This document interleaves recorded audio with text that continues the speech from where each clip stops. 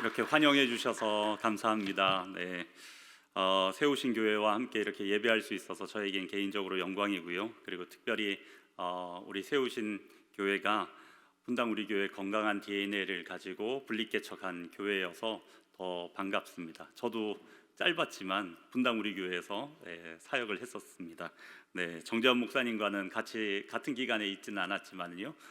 그래도 정재환 목사님하고는 제가 분당 우리 교회에서 떠나서 오륜교회에 있을 때 선교적 교회에 대해서 분당 우리 교회가 고민하고 준비하고 있을 때 정재환 목사님 그때 선교 담당이셨어요. 그래가지고 저하고 같이 교제하면서 선교적 교회를 어떻게 하면 좋을까 이런 고민들을 함께 나누었었습니다. 그런 인연으로 이렇게 이 자리까지 오게 된 것 같습니다. 특별히 오늘 정재환 목사님 코로나를 잘 피해 다니셨는데 천연기념물로 이렇게 잘 모셨어야 되는 건데 코로나 때문에 제가 또 이렇게 올 수 있게 된 것 같습니다. 저는 미랄복지재단에서 지금 사역하고 있고요. 저희 미랄복지재단은 장애인 복지를 전문으로 하는 기관입니다.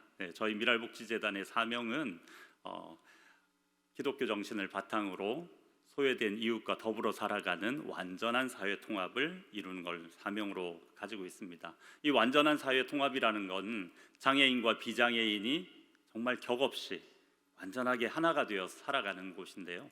그건 하나님 만드신 하나님 나라밖에는 그런 곳이 없는 것 같습니다. 그래서 저희 복지재단도 역시 하나님 나라를 만들어가는 일에 함께 하고 있습니다.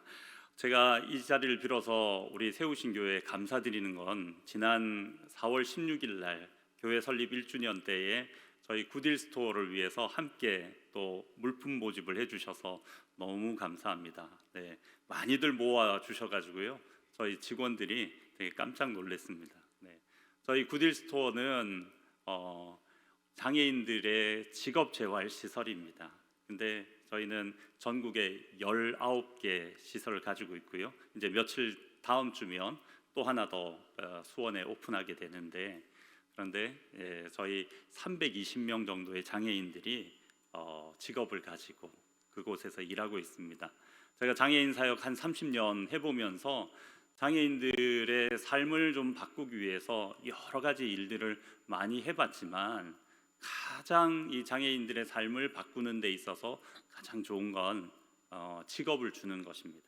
그래서 저희 굿윌 스토어에는 두 가지 슬로건이 있는데요. 하나는 자선이 아닌 기회를, 우리 장애인들에게 자선을 베풀기보다는 일할 수 있는 기회를 달라는 거죠. 그 다음에 또 하나 더는 일이 삶을 변화시킵니다 라는 말인데요. 제가 말씀드린 것처럼 장애인 사역 30년 하면서 장애인들의 삶을 바꿔주기 위해서 이런 일 저런 일 많이 해봤지만 그들에게 일자리를 만들어주는 그런 것만큼 변화를 일으키는 건 없는 것 같습니다. 그런 의미에서 여러분 2주년, 3주년 아니 주님 다시 오시는 그날까지 주년 맞을 때마다 함께 굿윌 스토어를 위해서 물품 모집해 주시면 감사하겠습니다. 오늘은 5월 마지막 주일이에요. 5월 달을 우리가 가정의 달이라고 그랬는데 여러분 이 5월 달 가정의 달이라고 할 때 이 가정의 달 속에 여러분 생각나는 날들이 어떤 게 있으십니까? 어버이날, 어린이날, 그리고 또 없으세요?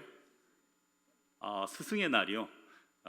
스승의 날도 가족에 포함시킨 예전에는 그랬어요, 그죠? 스승님을 알기를 우리 부모님처럼 그렇게 알았습니다, 그죠? 근데 요즘은 스승님을 그렇게 선생님들을 그렇게 여기지는 않는 것 같아요. 여러분 얼마 전에 있었던 날인데 21일 날이요. 부부의 날.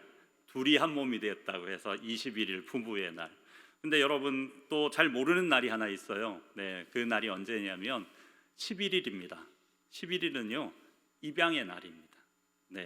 한 가정이 한 아이를 입양하는 그래서 한 가족이 되는 날. 그래서 11일을 입양의 날로 우리 한국에서 정하고 있습니다. 그래서 이 입양에 대한 오늘 이야기들을 좀 나누려고 합니다. 오늘 로마서 8장 말씀, 이 8장 말씀은요 성경의 핵심 중에 핵심입니다. 성경이 우리에게 가르쳐 주는 것이 무엇입니까? 영생이 우리에게 있음을 알게 하는 겁니다. 구원이 무엇인지를 우리에게 알게 하는 거죠. 우리에게 구원이 있음을 알려주는 말씀이 성경 말씀입니다. 그런데요, 그 성경 중에서도 로마서는 우리의 구원이 어떻게 이루어졌는지 논리적으로 설명할 뿐만 아니라 구원받은 그리스도인은 어떻게 살아가야지 되는지를 설명하고 있는 말씀입니다. 근데 그 로마서 중에서도 또 8장이 가장 핵심 중에 핵심입니다. 그리고 또 그 핵심 중에 핵심을 다시 찾으라면 오늘 우리가 읽었던 이 말씀이요. 15절 말씀, 너희는 다시 무서워하는 종의 영을 받지 아니하고 양자의 영을 받았으므로 우리가 아빠 아버지라고 부르짖느니라 라는 이 말씀이 핵심 중에 핵심입니다. 여러분, 그래서 이 말씀을 우리 옥하는 목사님 제자훈련, 사역훈련 받으면 꼭 사역훈련에 8장을 다 암송하도록 하는 이유가 거기 있습니다. 여기 혹시 사역훈련 받으신 분들 다 계신가요? 네, 아직 받으신 분들이 많이 없군요.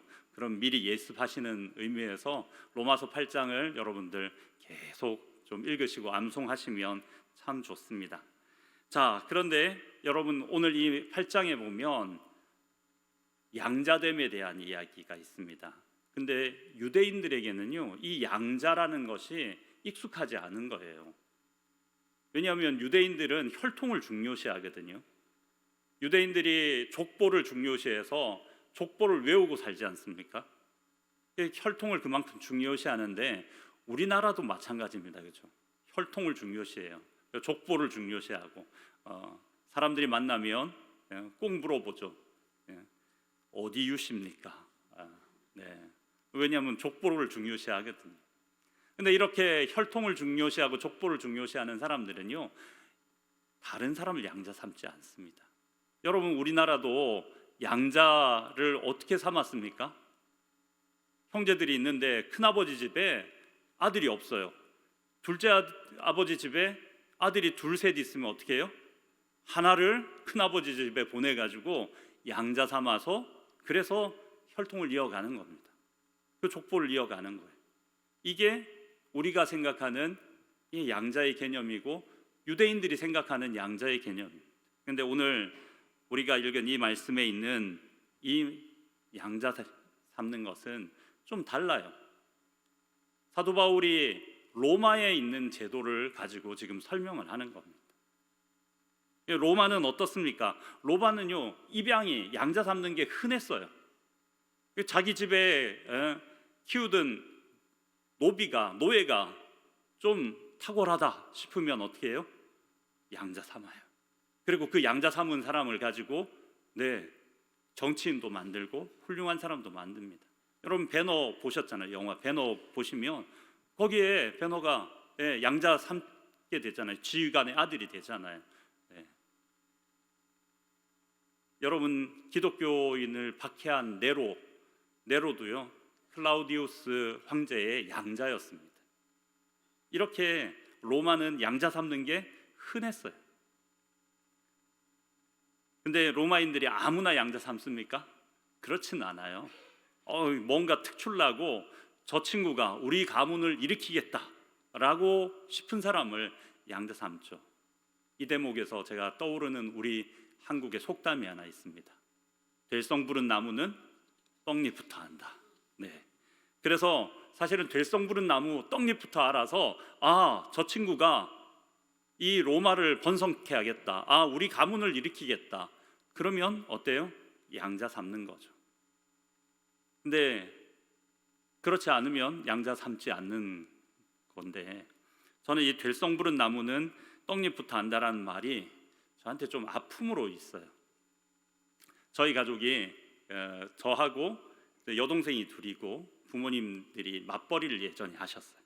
그러다 보니까 저를 외할머니 댁에 보내서 좀 오랫동안 키우셨습니다.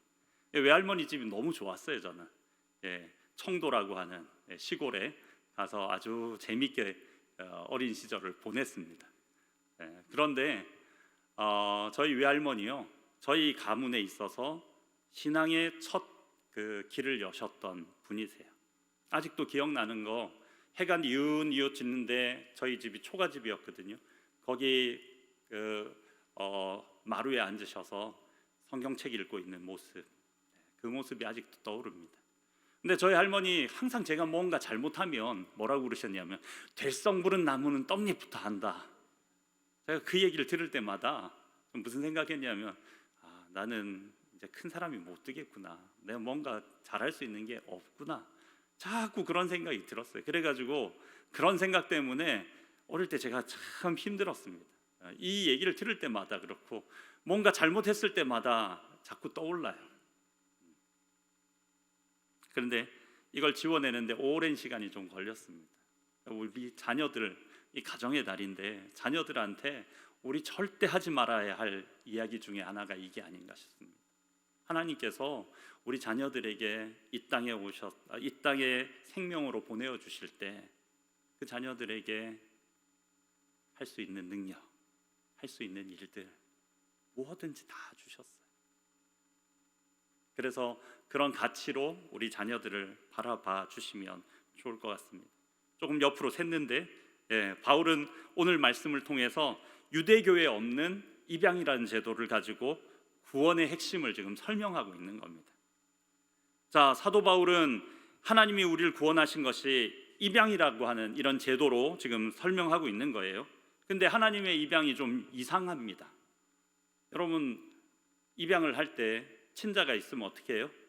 친자를 그대로 두고 양자를 입양하는 겁니다. 근데 하나님의 입양은 어떻습니까? 친자를 내어주고 양자를 드립니다. 친자이신 예수 그리스도를 십자가에 내어주고 그리고 양자인 우리를 받아주신 것이죠. 이게 하나님의 입양입니다. 하나님은 언제 입양할까요? 아이일 때, 어른일 때, 야, 그놈 쓸만하다라고 싶은 그런 어떤 싹시 보일 때 입양합니까? 여러분, 그렇게 입양하지 않으셨어요. 요한복음 8장에 보면 예수님이 이런 말씀하십니다. 너희 아버지는 마귀에게서 났으니 너희 아비의 욕심대로 너희도 행하고자 하느냐. 여러분, 이 말이 뭐냐면 유대인들이 마귀의 자식이라는 거예요. 그래서 너희도 그렇게 마귀처럼 행동한다라는 거죠. 근데 여러분, 우리 모두가 죄로부터 태어났고 사단의 권세 아래서 태어난 사람들입니다. 그러니 우리는 하나님과 원수된 사람이고 그 원수된 사람이 우리예요. 그런 우리를 하나님은 자신의 친자를 내어주고 우리를 입양하신 것입니다. 하나님의 이 은혜가 얼마나 큰 것입니까? 하나님이 원수의 자녀인 나를 자녀 삼으려고 예수 그리스도를 내어주시고 입양하셨습니다.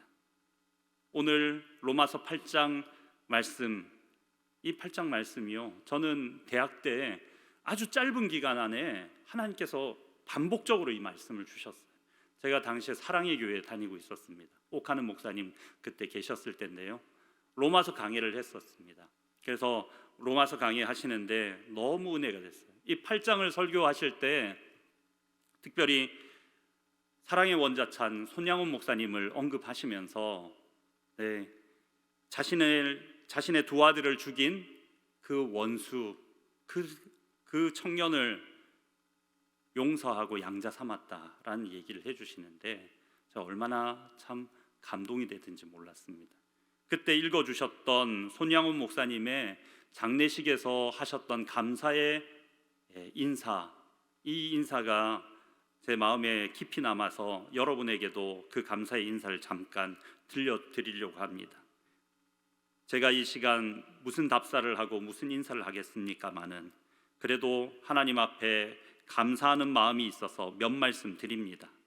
첫째, 나 같은 죄인의 혈통에서 순교자의 자식들이 나오게 하셨으니 하나님 감사합니다. 허다한 많은 성도들 중에 어찌 이런 보배들을 주께서 하필 내게 주셨는지 그 점 또한 주님 감사합니다. 셋째, 삼남 삼녀 중에서도 가장 아름다운 두 아들 장자와 차자를 바치게 된 나의 축복을 하나님 감사합니다. 넷째, 한 아들의 순교도 귀하다 하거늘 하물며 두 아들의 순교리요 하나님 감사합니다. 다섯째, 예수 믿다 누워 죽는 것도 큰 복이라 하거늘 하물며 전도하다 총살 순교 당함이리요. 하나님 감사합니다. 여섯째, 미국 유학 가려고 준비하던 내 아들 미국보다 더 좋은 천국 갔으니 내 마음이 안심되어 하나님 감사합니다. 일곱째, 나의 사랑하는 두 아들을 총살한 원수를 회개시켜 내 아들 삼고자 하는 사랑의 마음을 주신 하나님 감사합니다. 여덟째, 내 두 아들의 순교로 말미암아 무수한 천국의 아들들이 생길 것이 믿어지니 우리 하나님 감사합니다. 아홉째, 이 같은 역경 중에서도 이상 8가지 진리와 하나님의 사랑을 찾는 기쁜 마음, 여유 있는 믿음 주신 우리 주 예수 그리스도께 감사합니다. 10번째, 이렇듯 과분한 축복 누리게 되는 것을 감사합니다. 손양훈 목사님은 이렇게 두 아들을 잃고 장례식에도 이렇게 말씀하셨습니다. 이 말씀 중에 두 아들을 총살한 원수를 회개시켜 내 아들 삼고자 하는 이 사랑, 그것이 어디로부터 왔습니까? 바로 하나님으로부터 온 마음이었죠. 얼마나 감동되든지요. 그런데요, 또 얼마 안 있어서 대학부에서 김윤기 목사님이 아까 말씀드린 것처럼 우리가 하나님의 원수의 자녀였는데 하나님 우리를 입양해 주셨다라는 이 말씀의 요지로 또 설교해 주시는 거예요. 그때도 참 감동이었습니다. 그리고 얼마 안 있어서 또 우리 대학부에 성경 공부 모임이 있는데 거기에 내비게이터로 성경 공부를 했습니다. 근데 거기에 본문이 또 로마서 8장인 거예요.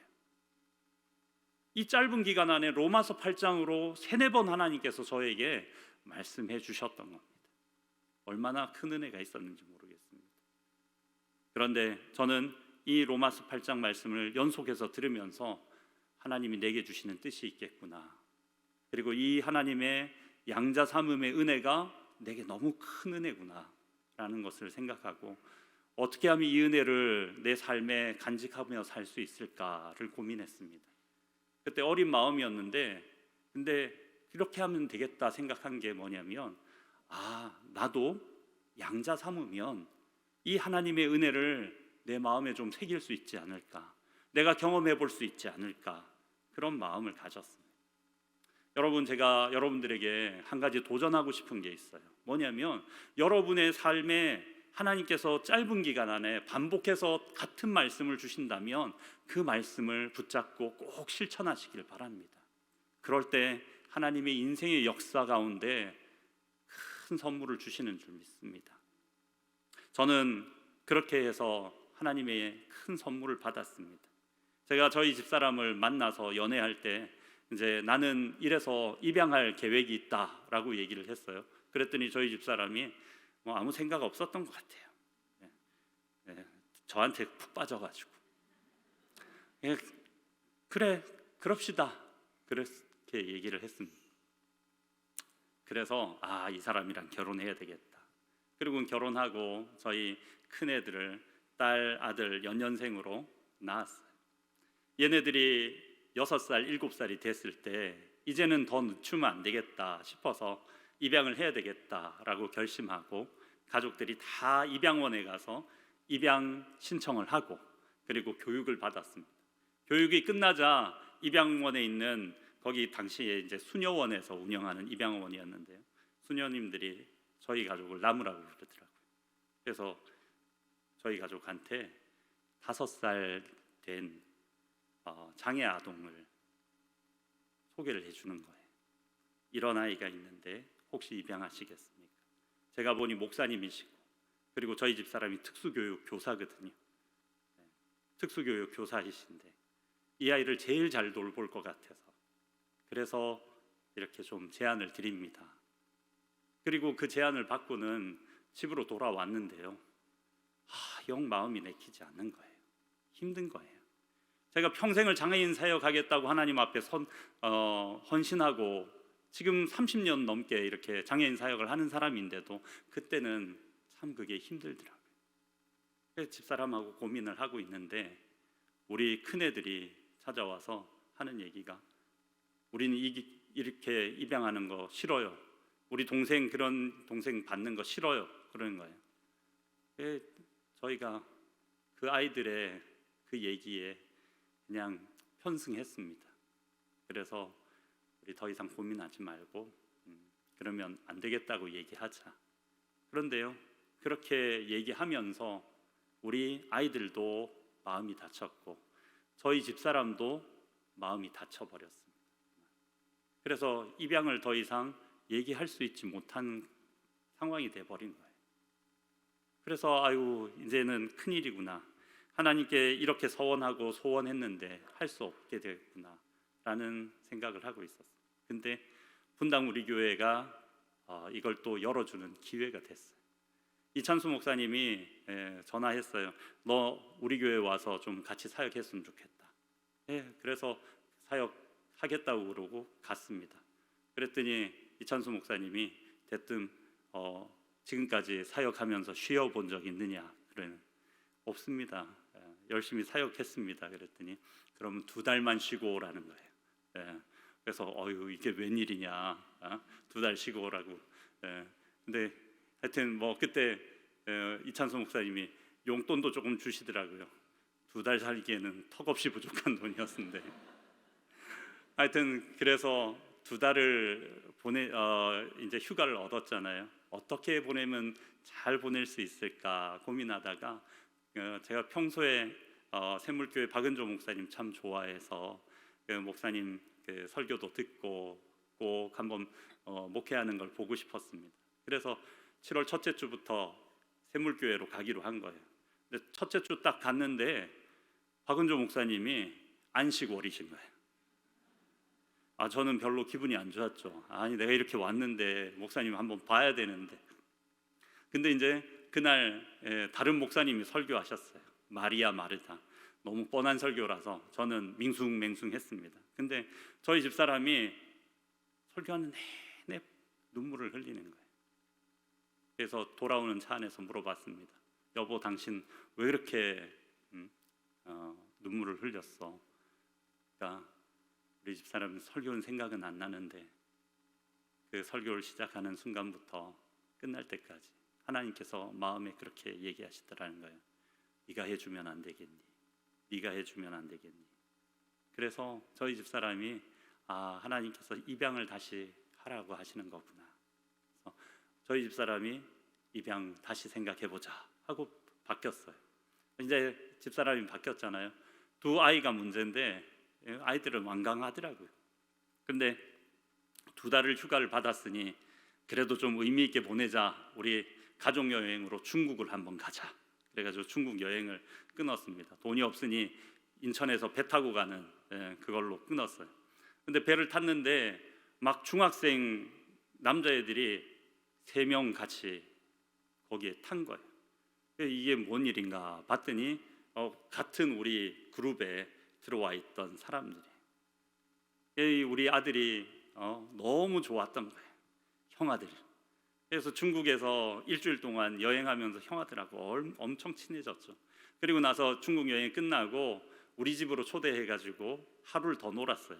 수원 화성도 보여주고 그렇게. 근데 이제 이 친구들이 광주에 있는 일맥원이라고 하는 보육원에 있는 고아들이었어요. 그래서 돌아가던 날 저녁에 이제 우리 가족들끼리 모여서 여행 갔다 온 얘기를 이제 좀 나눴죠. 근데 우리 아들이 대뜸 얘기합니다. 아빠, 형아들 저렇게 가면 어디 가는 거니? 그래서 보육원에 대한 이야기와 그리고 부모가 없는 사람들은 그런 데서 살할 수밖에 없는 것에 대해서 얘기해 줬어요. 그랬더니 형아들 불쌍하다고 펑펑 우는 거예요. 그리고는 말도 안 했는데 얘가 우리가 입양 안 하면 그 아이도 그렇게 되는 거예요? 그러는 거예요. 오, 그렇지. 얘가 그럼 우리 입양해요, 아빠. 그러는 거예요. 옆에 있는 딸한테 물어봤습니다. 이 딸 어떻게 할래? 그러니까 입양하지 뭐. 쿨해요, 우리 딸. 그래서 입양하지 뭐. 그래가지고 하나님이 다 그 여름에 저희 가족을 다 바꿔줬습니다. 다시 입양하기로 한 거죠. 그래서 이전에 입양원은 가면 눈치 보이니까 미안하고 그러니까 다른 곳으로 갔습니다. 교육받고 우리는 쌍둥이를 원합니다. 특별히 남자아이를 원합니다. 그렇게 신청을 했어요. 왜냐하면 저희가 가만히 생각해봐도 하나 입양하고 나면 또 할 것 같아요. 그래가지고 쌍둥이 하자 그렇게 해가지고 쌍둥이 신청을 했습니다. 근데 이 쌍둥이를 신청했는데 11월 말에 쌍둥이가 왔다는 거예요. 가서 봤더니 진짜 내 아들 같은 거예요. 너무너무 보는 순간부터 마음에 쏙 들었습니다. 그래서 우리 입양하겠습니다. 그러고는 저희 부모님은 지방에 계셔서 전화를 드렸어요. 아버지, 어머니, 저 입양하기로 했습니다. 오늘 입양원에 가서 이렇게 다 결정했고 다음 주부터 우리 집에 이제 데리고 와서 우리 아이가 될 겁니다. 그렇게 얘기를 드렸어요. 그리고 장인 장모님은 서울에 살고 계셔가지고 그래서 이제 집에 찾아뵀어요. 자초지종을 얘기하니까 장인어른 허허 그래 좋은 일 하는구만 그렇게 얘기를 하셨어요. 근데 장모님이 얼굴빛이 확 달라지시더라고요. 그러시고는 나 이 입양 반댈세. 네, 저희가 장남 장녀예요. 그리고 저희 첫째 딸이 우리 집안 통틀어서 네, 첫 딸이에요. 우리 장모님한테는 첫사랑이고 네, 끝사랑입니다. 이 딸밖에 없습니다. 네. 그런데 입양을 해서 그 아이한테 갈 게 나누어진다. 그리고 자기 딸이 또 고생한다 생각하니 반대하신 거죠. 네. 어머님이 이제 반대하시니까 어떻게 할 줄 몰랐어요. 다 그냥 찬성할 줄 알았습니다. 어떻게 할 줄 몰라서 허둥허둥하고 있는데 이제 그 당시 제가 분당 우리 교회 행정 목사였으니까 이찬수 목사님 자주 뵐 거 아니에요. 이찬수 목사님이 너 무슨 걱정이 있냐 그래서 여차저차해서 이렇습니다. 그랬더니 이찬수 목사님 그때 해주신 말씀이 하나님 말씀 같더라고요.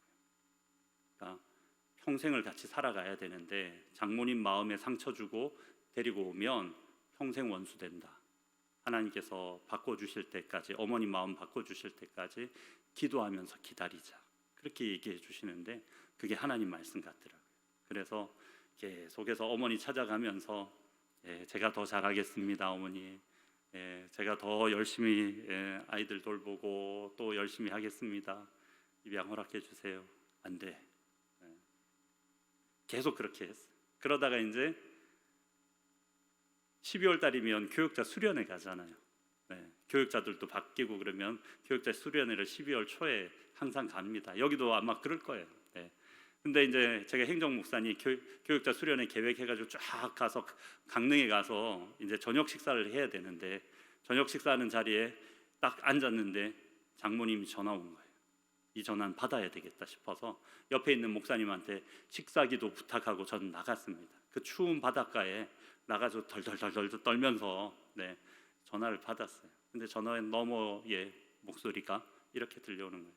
사위가 얼마나 기도했는지 모르겠는데 어젯밤 내 꿈에 예수님 같은 분이 나타나서 입양 허락하라고 왜 입양 반대하느냐고. 그래서 장모님이 입양 허락한다고 그렇게 얘기해 주시더라고요. 여러분 저희 장모님 당시에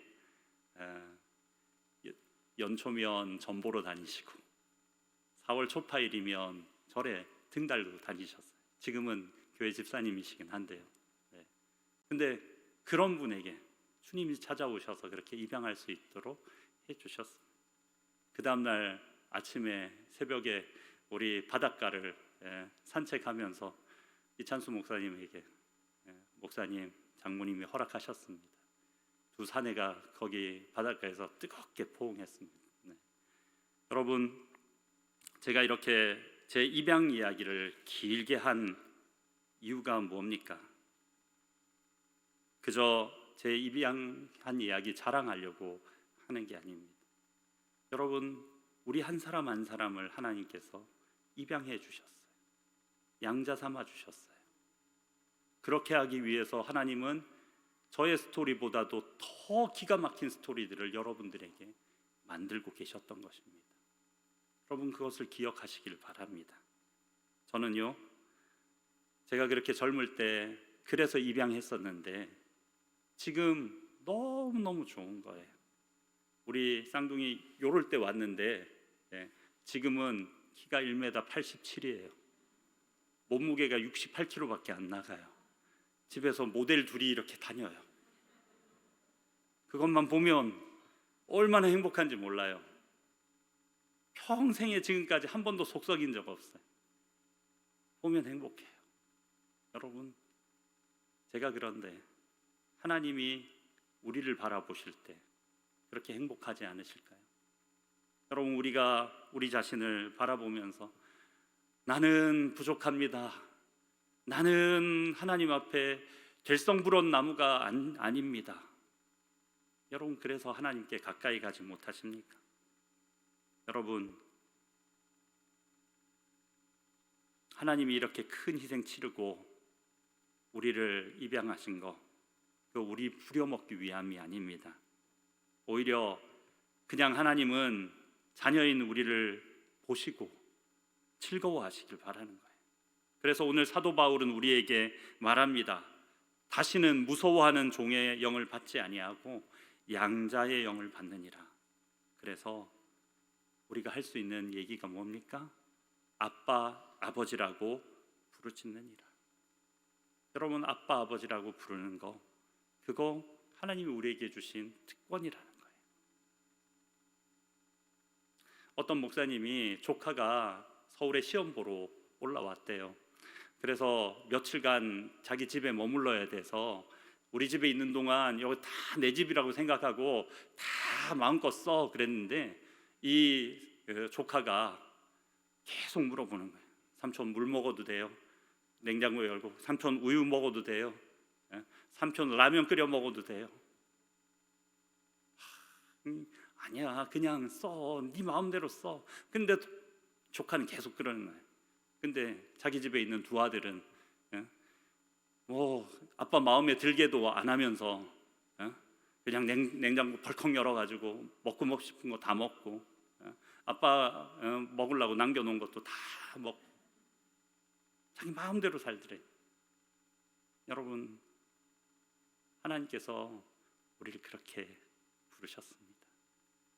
맨날 허락받고 사는 인생이 아니고, 맨날 하나님께 미안해하는 인생이 아니고, 양자가 아니라 하나님 저는 입양된 사람입니다, 이게 아니라 그냥 친자처럼 당당하게 아빠 그러면서 살도록. 여러분, 아빠라는 이 단어 언제 씁니까? 아기가 아빠와 친밀감이 있을 때 아빠라고 합니다. 여러분, 하나님은 우리를 그렇게 부르라고 했어요. 사실 오늘 본문 원문을 보면 아람어로 아바라고 돼 있고 헬라어로 아버지라고 돼 있어요. 그러니까 이 원래 단어의 뜻은 아버지, 아버지 두 번 부르는 거예요. 그런데 오늘 우리 성경에는 뭐라고 번역하고 있습니까? 아빠라고 번역하고 있어요. 저는 이 번역이 참 좋다고 생각해요. 아빠, 하나님은 우리를 양자 삼으신 것, 이렇게 관계를 맺고 싶어서, 아빠와 아들로의 관계를 맺고 싶어서 그렇게 하셨던 것입니다.